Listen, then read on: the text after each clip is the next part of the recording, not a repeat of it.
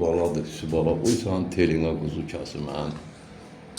Həsən vurduğun 11 metrə topa quzu kəsin. Hazırıq. Bu da ikinci ev tapşırıqdır da. Söz sən.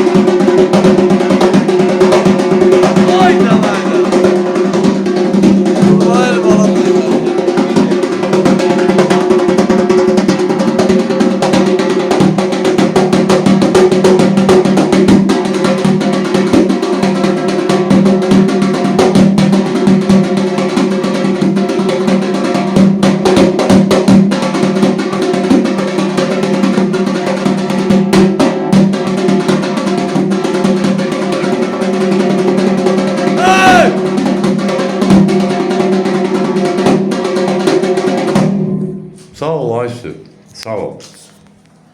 Budur bayılı bala məktəbi gəndə. Ürəyini istədiyini, xalları da elədi, yəni ev tapşırığında ifa elədi. Eldəniz müəllimi yaşayış yeri Gəncə şəhəri iş yerimizdə əməkçilər Mədəniyyət Sarayının qapısı xalqın ballarının üzünə açıqdır. Biz hazırlıq qəbul eləyək.